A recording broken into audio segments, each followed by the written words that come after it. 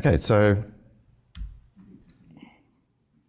my presentation is why APEX is important to security at Oracle. My name's Michael Potter, for the many of you that don't know me at all. I'm a Director of Information Systems Security at Oracle within Global Information Security.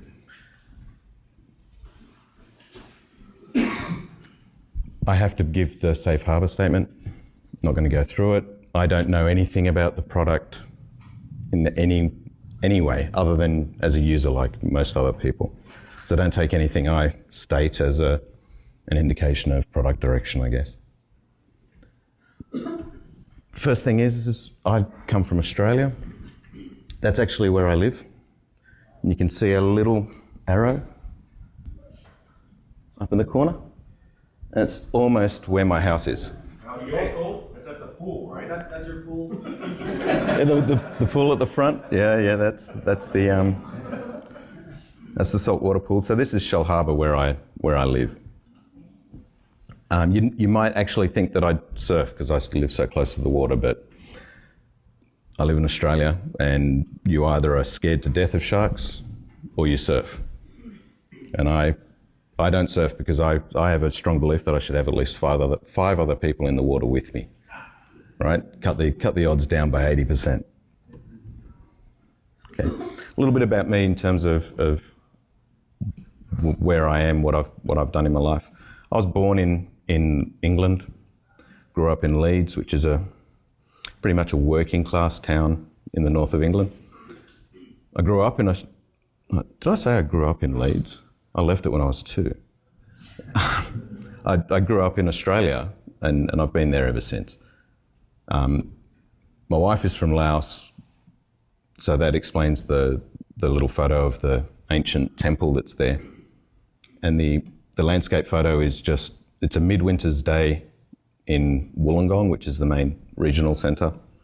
And I've only put that there for the Europeans here so that they can feel jealous that was 22 degrees, middle of winter.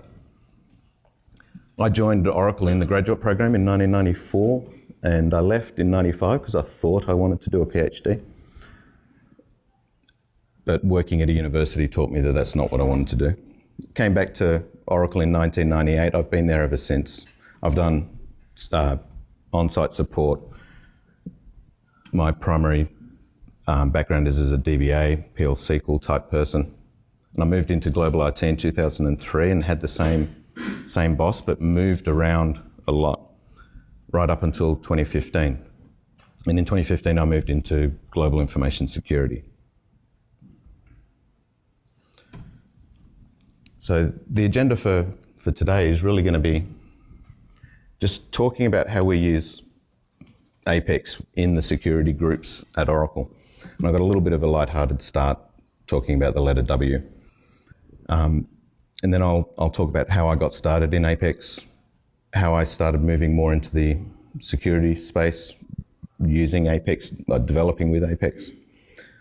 And I'm going to describe a number of applications that are used in other groups and just explain why APEX came to be quite important across the board. And then I'll just summarize, that's the trust verify part. Trust verify is a motto inside information security for us. So why am I talking about the letter W? Well, really, it's because when I moved to Australia, I grew up in one basic region in New South Wales, and that region has a lot of places, and I never really thought about it until I was 15 or 20. There's a lot of places where I live that start with the letter W. So I grew up in Warilla, except if you live there, you never say Warilla, you always say Rilla. That's an Australian thing. And if I was travelling to Sydney, I have to go past all these places. I drive past Wingdang, I go through Mount Warrigal, I continue to Warrawong, go past Wollongong, hit Woonona. Now you might notice that I say Woonona, not Woonona. Don't ask me why it's spelt the way it is, but this is another Australianism. They rarely have the right spellings. Get closer to Sydney, you hit Wombara, you can go through Warranora, if I stop bothering going north and I head south, then I can go through Werry Beach, Wallalong, the Wandandians, go up the mountains and you'll go to Wongawilli, Wingecarribee, Warrumbungie, Wallagarang, Woolloomooloo, Waddy Creek, Wollongbar, Wirring. I didn't even know Wollongbar existed. Neither did I know that Woolagarang did. Then you hit Willy Willy and Wagga Wagga, but no one ever says Wagga Wagga, they just say Wagga. And then there's actually places called Wombat, Warragamba and Winmalee. But in South Australia, my favourite place that starts with W, and this is an actual gazetted place name, is the well, it wasn't there last year cave. Okay. And that sort of makes me think about the other thing for a lot of Australian place names, and that they state the obvious. And I hope I don't offend anybody, because these are all official place names. Okay. So we have the Dead Dog Waterhole, Bullshit Creek, an actual place name. I suggest that you go there without a paddle. Right, there's Groper's Gully, Wanky Creek. These are all, yep, you can actually drive to Boozers Creek. Now, the English amongst us will know that boozers means you're a heavy drinker. There's also, you can continue through to Nap Nap, you can camp at Good Night. This is all in Western Australia. Have breakfast at Bitch and Pups. You can visit Grog Shop. Grog Shop is a liquor store, but it's actually a town. Pisspot Creek, hard to find dam. You can drive Useless Loop, you can climb Mount Buggery. You can be at Nowhere Else in Tasmania. That's, the place is called Nowhere Else. There's also a town called Who'd Have Thought It. There's Come By Chance. Hello Creek must be a very echoey place, I suppose. And the Yes, I Know Rock. That's the meaningless stuff taken care of.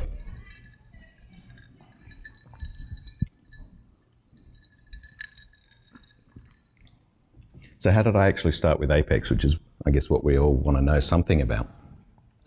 Well, I've titled it in the beginning, there were viruses, and that's because that's how it all started for me. I used to be a DBA, did a lot of work with my old manager called Leonard, and we moved across to a more network-centric group, and we were dealing with the firewall team a lot. And they had this software it was shelfware effectively. Good software, but they weren't using it right. It's McAfee's Introvert IDS. And they had it running. They had teams of analysts literally watching a scrolling console, and it's going through, they're getting 30 million alerts a month. And their job was to try and see a virus traveling through. So find one PC that had a virus hitting it. And the only way they ever saw that was when it was the most virulent, noisy virus in the company, because then they might actually see it for 5 seconds if they were paying attention.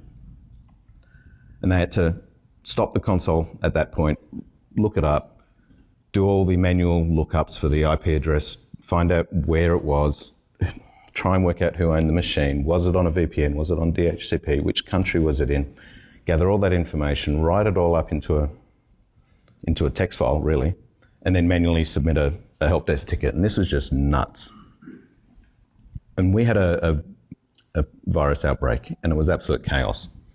There were, I'm saying there, dozens of staff per shift. Well, there was a dozen staff in Australia working on this for 6 weeks.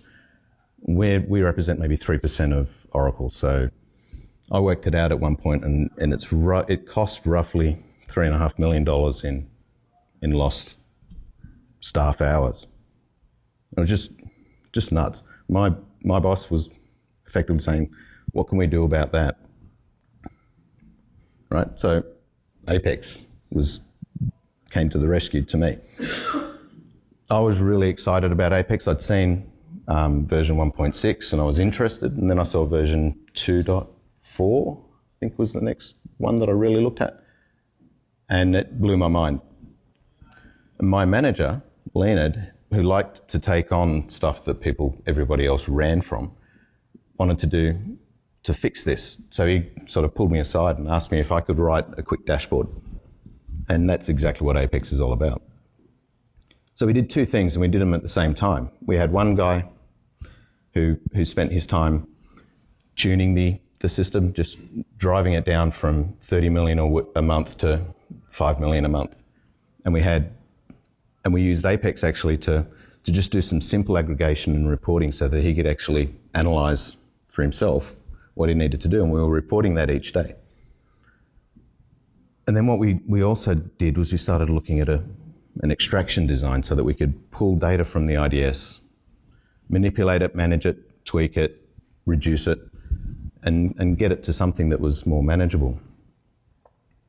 Now, to explain the IDS system, it was a worldwide intrusion system, so it had 60 network centers across the world, putting them in countries or states where it made sense, at choke points. And we got the alerts in the IDS down to 5 million a month, so that was one achievement. But the extraction engine, calling it an engine, it's the code inside that we were using within Apex and the database. And we converted those 5 million a month down to 20,000 records, alerts a year. They were the things that we actually created tickets against. And that became roughly 5,000 help desk tickets a year. Right, now to sort of explain that's 30 million alerts that are just flying through the air, going down to 5 million, going down to 1,200 what I call dashboard alerts, and this was the original dashboard. So these were the things that we asked the analysts to look at. So we still had that same team of analysts, but they now could look at 1,200, not 30 million. And the other thing that we were doing, and we did most of this through Apex, is that we allowed them to set up templates for the viruses that were coming through, so that they could write up the correct sort of actions to take for the help desk people. And then we automated pretty much everything through the whole scheme. We integrated Samba lookups so that we could identify the machine names. We set up subnet categorizations through our own network files. We pulled VPN logs so that they could automatically look up who was logged in at the time that particular virus was hitting. And Oracle has user IDs at the time rather than email as your ID. So we converted the user IDs to emails. And what it meant was that the analysts could focus just on what the issue was and really analyze rather than just firefight continually. Now, the first outbreak after we created this dashboard took 2 weeks. Now, remember, the first one before the dashboard was 6 weeks with dozens of staff. The third one, it was less than a week. It was about 4 days, and it was just a trickle at the end of that time. There wasn't so much less staff because there was lots of people around, but because it was still worldwide. But it did mean that if you estimate the costs out, it went from a $3.5 million cost of labour for fixing a virus to about $250,000. Now, the way I like to think about it is I've paid my wage for the rest of my life at Oracle. I don't think Oracle sees it that way. Yeah. So that's really what it came down to. And if I point it out in numbers, we had an 80% reduction in the number of alerts that were coming through. We knocked actionable attacks down to by 99.9%. That basically means that we got rid of almost everything that was noise. Right, the response time went from, it took about 2 hours for an analyst to get the ticket in at the start. We were automatically creating tickets within 10 minutes. And then we had it at the point where people would log in, they had a virus, they'd log in, they'd connect. About 10 minutes later, they'd be getting a phone call from the help desk telling them that, you do understand that the reason your network is no longer working for you is because we've automatically disconnected you. And you've got a virus and you need to go downstairs, we know which office you're in, etc., etc. all of that was done through the ability in Apex to connect lots of different things together and use, we were using Perl scripts and PHP things in some parts so that we could just get everything that we needed all in one place. And in the end, we did shut this application down, but it wasn't because of Apex. The reason we shut it down was because all the work that we did there allowed and gave space for the network group to set up a SIM. And took them 2 years to set up a proper SIM. The SIM does a much better job of categorizing and aggregating all those intrusion type attacks than I ever could in my little piece of code. So we're still doing the same job, but we're doing it in a different place, and we didn't need the Apex application. But it gave us masses of savings and lots of flexibility.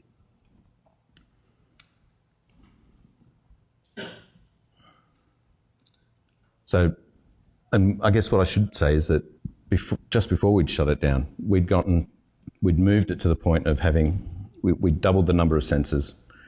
Because of the doubling of that and the increased size of Oracle through that period, we had 4 intrusion servers. We had 2 active standby servers in one data center, a second set in another data center. We were pulling data from both of those systems at the same time, working out how to uniquely identify it based on the source, all through our database and Apex. And we were dynamically redirecting sources so that whenever one went down or broke, we could just flick a switch in Apex and point everything to the other system. And the analysts weren't even looking at the IDS. It was effectively gathering dust and acting as a back-end server. And that kind of leads to the second thing that I did. And what that was is that, and it's how I got first involved in security, is we have exceptions to policy at Oracle. And Oracle tends to be pretty firm and strong about what you're allowed to do and not allowed to do. And we kept banging up against the security group at Oracle because we always wanted to open a port or do something. And we could never get good information on why we weren't allowed to do it, how long we could, and if we could get permission, how long we were allowed to keep doing it. And it was just a mess for trying to manage that. And the reason for that is because there were 2 guys using a spreadsheet across 80,000 people inside Oracle. So again, my crazy boss asked me to write this application for another group, which is the group I'm in today. And what we did is we built a basic model, and because we knew that the stuff that they were asking for was pretty simple. It was who asked for the exception, right? A bunch of information about what they were asking for, who needed it, why they needed it, how long would it take to fix it, how could we actually make sure that we managed compliance and process things in a good way. It's all pretty basic, but it made a big difference for that particular group. And I mentioned there that it's an application that's both loved and loathed. It's loathed because there's so much information we have to ask you for when it's a policy problem that people hate putting the data in. It was a part-time pro bono style application, so there's rough edges to it, but there's a lot of good back-end automation that works in there. We do a lot of things in this application, like automatically time out the exception. So when it comes to the 12-month time frame, that 6 weeks out, we start warning the user that they need to get their information out. 4 weeks out, when they ignore the first warning, we send a second warning. When 2 weeks out, we start telling their managers. 7 days out, we start telling their VP, things like that. And then about about 2 or 3 months afterwards, we start automatically closing things off if they don't respond. And we all know that users typically don't respond until you turn the switch off.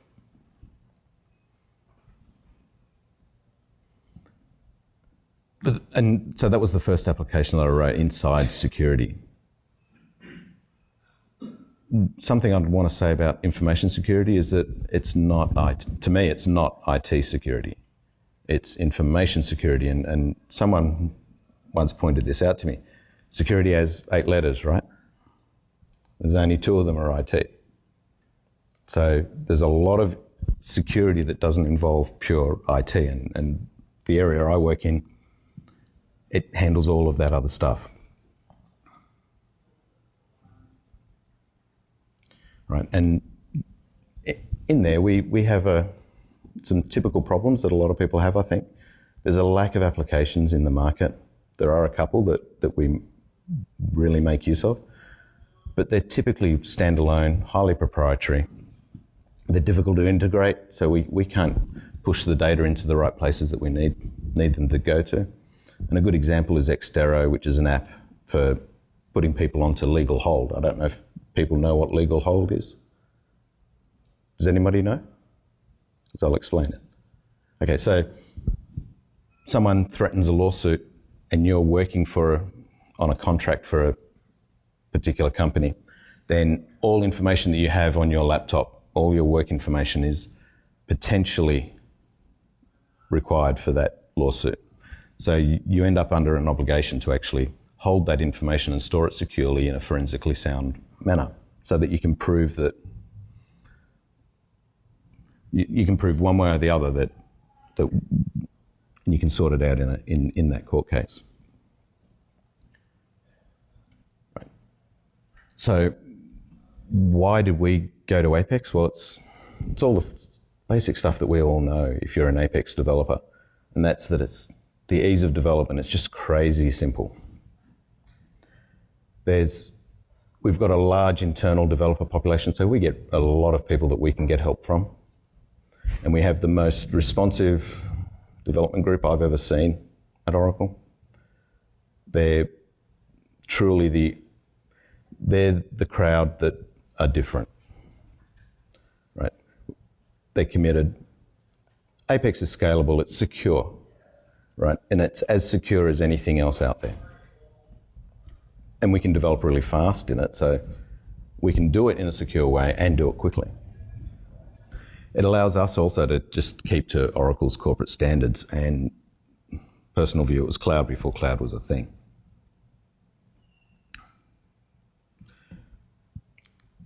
I'm going to describe some of the applications that we threw together for various people. So Oracle has a very large physical security group, and they were using a product called Linnell, and it was a proprietary third-party product. And it was actually running on an NT box in an office. It wasn't even in a data center. And when that was identified, they were forced to move it out in a very fast way. And Oracle has really poor support for NT. It's just a fact. So they were required to basically get rid of the software and find something else. It just so happened that I was traveling to the US at around that time, and my crazy boss had just fired me off to physical security group to have a chat, work out what they were doing, see what we could replicate. So what we did is we took the basic features of Linnell and built it in Apex.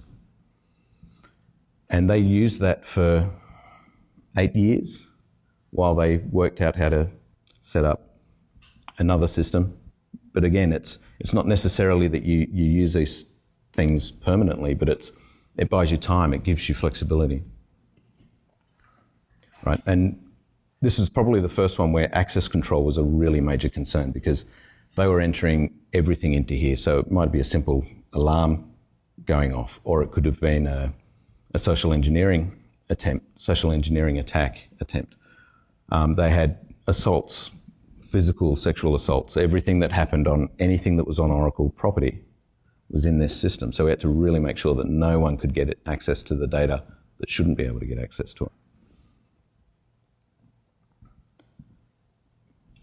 We also built a vulnerability tracking system So Semantic Deep Site, which is a really good website that you can subscribe to, gives you a lot of info and data on vulnerabilities. But we had hundreds of people individually subscribing to the one website. And it just didn't make sense to have that many people spending that much money, because it was thousands of dollars for each person. So what we did is we built a system so that we could try and pull this information into something that could be more easily disseminated. So we had those approximately 100 people to start with. And what we did is we set up an inbound email system, because we could send XML documents with the alerts, with the vulnerabilities. And we basically read those from our own email system, converted the XML stored the XML into the database, and then enabled multiple users to report against it from just a single subscription. And it was something I'm reasonably proud of, I guess, that it enabled people to consolidate what they were looking at. Right. This is just and the other thing that we did was we built some RSS feeds based off that same XML data. And what we do is we allow you to set your preferences, so you could work out if you were interested only in F5 big IP load balancers, or if you were database people and you're only interested in specific products, you could set those preferences and it would just tune the feeds to exactly what you are interested in. So even the main page would only show you what your preferences were set to. And this one I haven't written. This is written by someone that's in the room today. So product engineering, risk management, they also use Apex quite a lot. And we handle threat management through this. We have a single email instance inside Oracle. And I've had varying numbers, but conservatively, I think we get millions of messages a day, and at least 70% of them are spam. I very rarely see a spam email hit my account, and I rarely get one that fails to come through, a proper email that fails to come through. And what product engineering did is they built an Apex app to just basically allow people to report things in, provide a process that helped sort all these things out.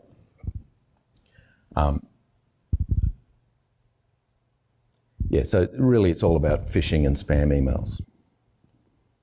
It also helps to register. They keep registration of known vendors, so that people that are allowed to mass email, this is processed and handled through here, so that we've got all the approvals, all the records of what's allowed through there. The same gentleman also wrote a legal email discovery application. So whenever there's someone on a legal hold, as I mentioned before,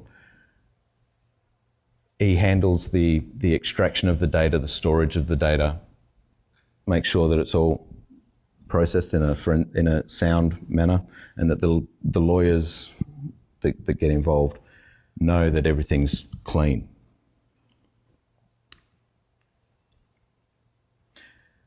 The same group also does a lot of vulnerability scanning. And so I don't know if anyone here has ever used Qualys, but Qualys is a pretty good tool for network scanning large numbers of systems in a single hit. But we have so many servers, something like 80,000 servers in Oracle, that you can't directly scan those things and manage it. So what they've done is they took and this application was actually based on one of the packaged apps, the incident packaged app. And we take Qualys scans and we process them through the application as issues. So each individual finding is a single issue. And what this product, which is called Prime, does is process all of those things into, they'll upload 3,000 server scan, and they just manage the numbers. So they simply look at trending and push it all down. they're looking for a decreasing trend rather than an increasing trend. And it just saves them a massive amount of time. That application is 12 years old and probably hasn't been updated in about 6 years, but it just runs and continues to run. Now, this is something that I manage. It's for, well, again, it's legal discovery, but nothing to do with email. And what this is for is when we on a regular basis have to take images of people's laptops and store that image. So Safra Catz, or I don't know if anyone would dare to grab Larry Ellison's, but the executives, even people like myself, I've been on legal hold once in my life. But when that happens, there may be a requirement that we have to take an image of their laptop, their mobile phone, any other devices they have, and that absolutely has to be done in a forensically sound way.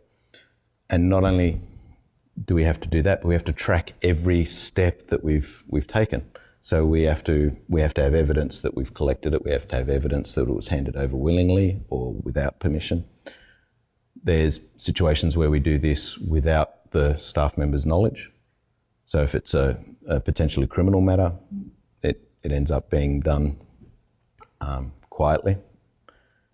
And all of that information, all the information about every image that we keep is in here. It's all about metadata, really. We don't store the actual image. We put that off to a third-party storage site, or it's a company that just only deals with legal forensic images.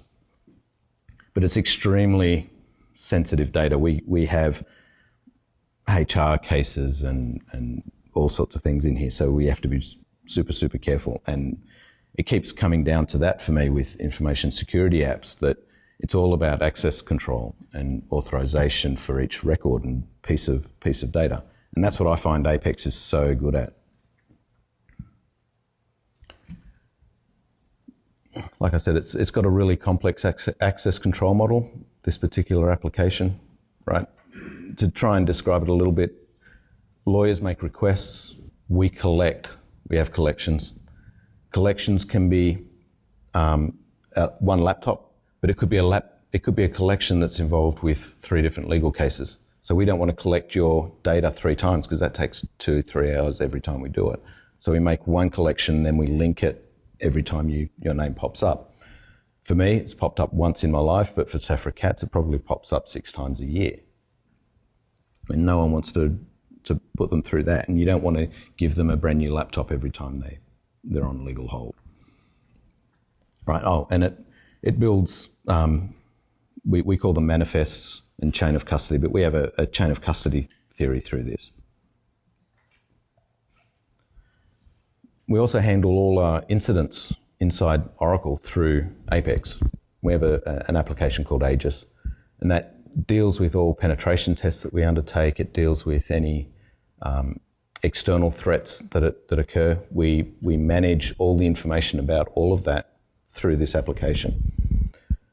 It's purely for deeply critical issues. So any decisions that global information security make, it goes into here.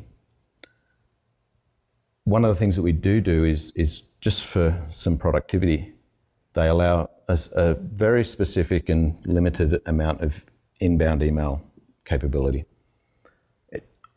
It's possible. I'm not a huge fan as a more security-minded person, because I really don't like allowing inbound email. It's just dangerous. The way we handle it in this case is that we accept the email, we store the email as a blob, and we simply allow you as a security person to download that for analysis later. So people sort of throw in their evidence when they're out in the field effectively.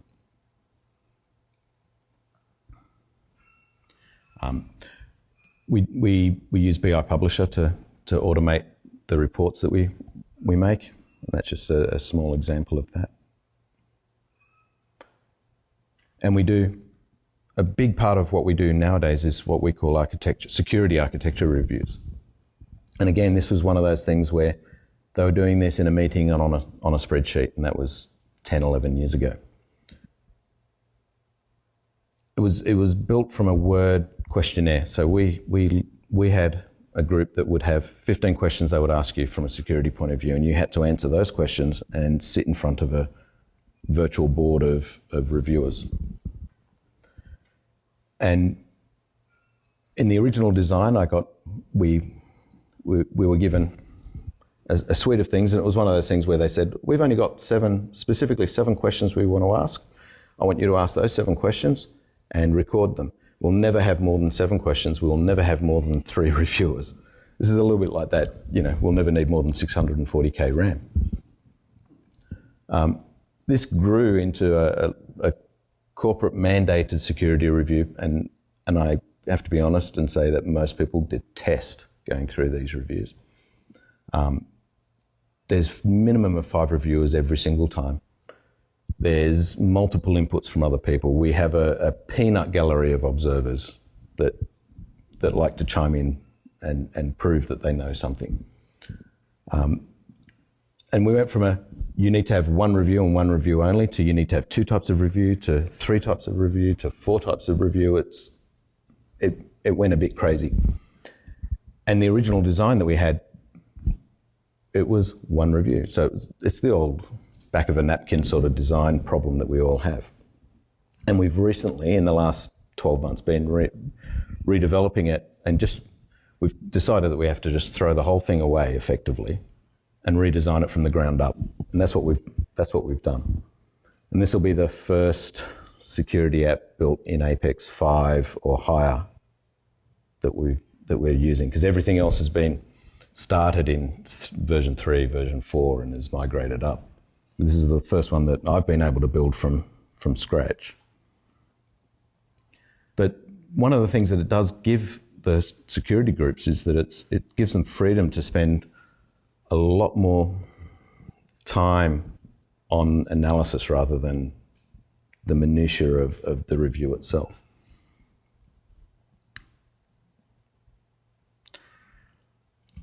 There's a third group. I used to work for this group called Managed Cloud Services. And Managed Cloud Services, they do a lot of risk management work. They provide security services. And one of my friends gave me some history of apps that he's written. And they started off by using this thing called Enterprise Government Risk and Compliance Management. And it's just total overkill for what they needed. They're doing security-specific health checks on customers. And basically, they couldn't get enough access to the data for the right people, and they couldn't process all their various owners of those issues, those problems, so that findings and actions could be processed properly.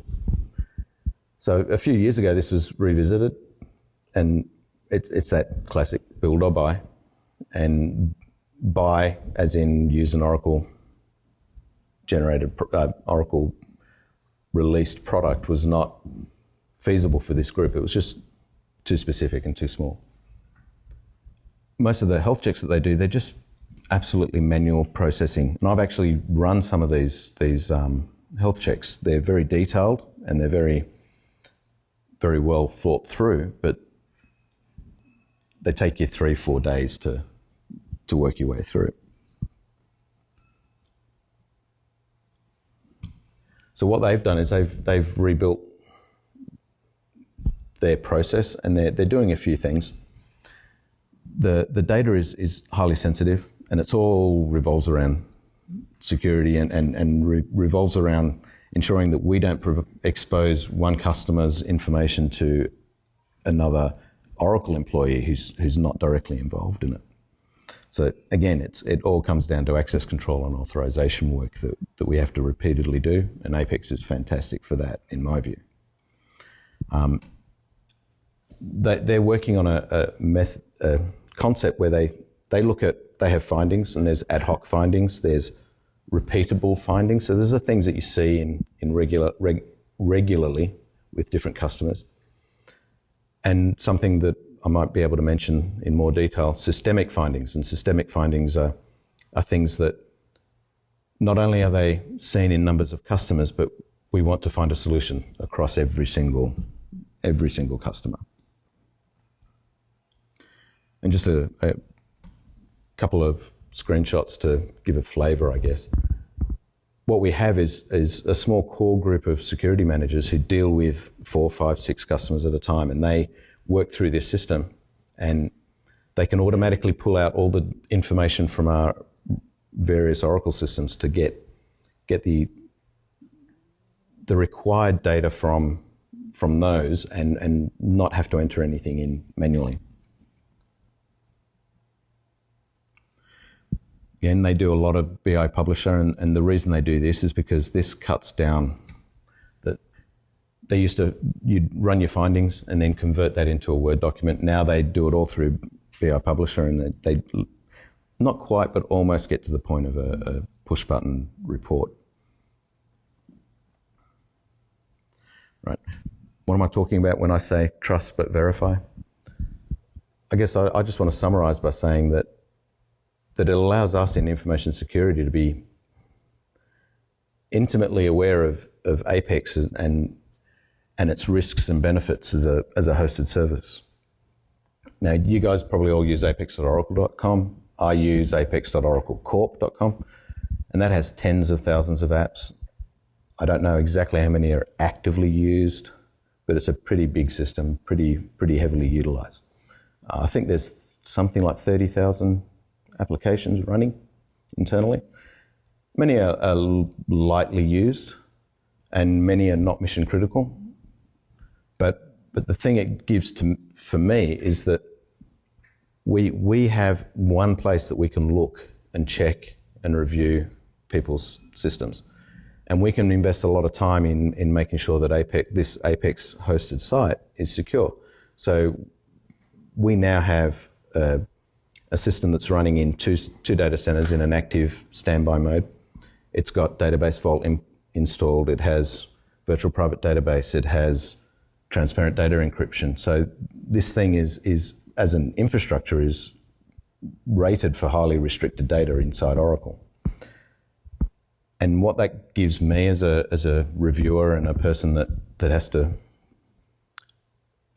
approve people's applications is it means I don't have to worry about any of the infrastructure. I just worry about the application. And that cuts the time down dramatically. For the really critical apps, what we then do is we'll go through them in a much more detailed manner. And what we do there is we actually use the ApexSec application to statically assess the potential vulnerabilities in the system.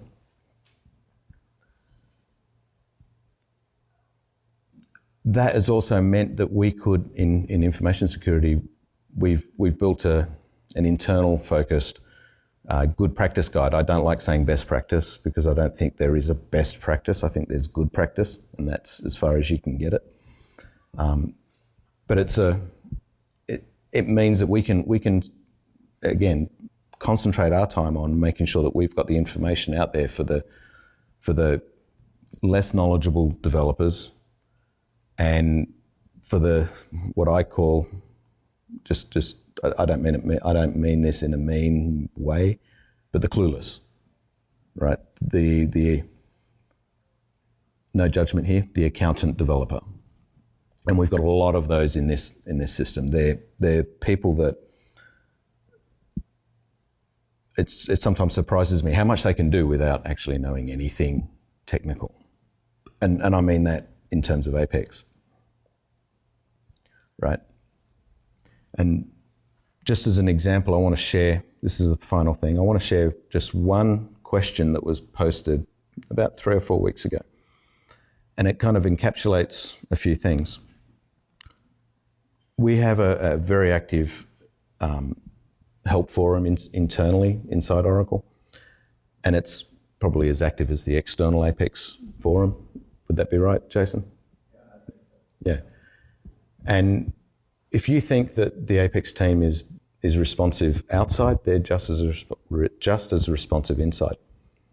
But God, they get some crazy questions, right? We literally had a guy who posted this up on to the Apex help list, and he said, I'm just learning Apex, I'm just learning SQL. I want to do some auditing. And so I found this online, but it doesn't work. Why? I still don't know what language that is. Right? It's definitely not PL SQL, and it's, who knows? But is that Salesforce? I don't know. I couldn't find an example of. I think it's Salesforce Apex. That other There you go. Now, they didn't get shut down, they didn't get ignored, they didn't get told off for asking. Peter Raganich last year said, people say there are no stupid questions. Well, there are. Well, yes, this was a stupid question, but you don't need to be nasty to people. But Joel actually responded to this, okay, and tried to see where the guy was headed and what he was trying to do, right? That's the kind of group that we have, and that's why, for me, I don't care what other products there are out there for writing applications. We would, in security, continue to use Apex because whenever there is a problem, they're there to help fix it.